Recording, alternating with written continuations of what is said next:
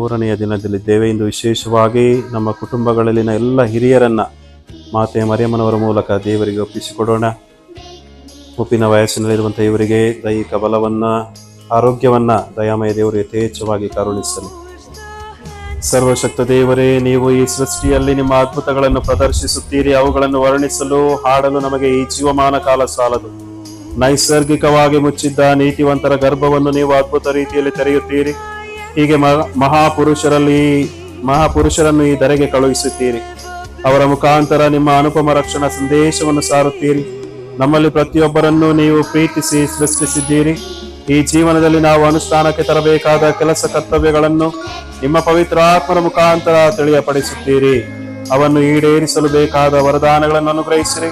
ನಿಮ್ಮೊಂದಿಗೆ ಪವಿತ್ರ ಆತ್ಮರ ಐಕ್ಯದಲ್ಲಿರುವ ಪ್ರಭು ಕ್ರಿಸ್ತರ ಮುಖಾಂತರ ಪ್ರಾರ್ಥಿಸುತ್ತೇವೆ.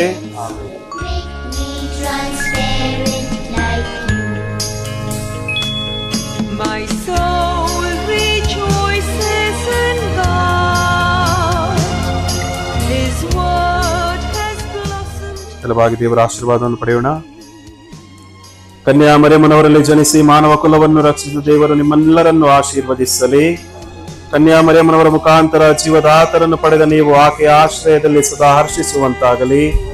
ಮರಿಯಮ್ಮನವರ ಸ್ತುತಿಯನ್ನು ಆನಂದದಿಂದ ಮಾಡುತ್ತಿರುವ ನೀವು ಆಧ್ಯಾತ್ಮಿಕ ವರಗಳನ್ನು, ಸ್ವರ್ಗೀಯ ಸಂಭಾವನೆಯನ್ನು ಹೇರಳವಾಗಿ ಪಡೆಯುವಂತಾಗಲಿ.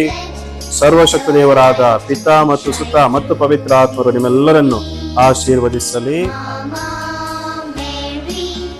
Teach me obedience, make me transparent.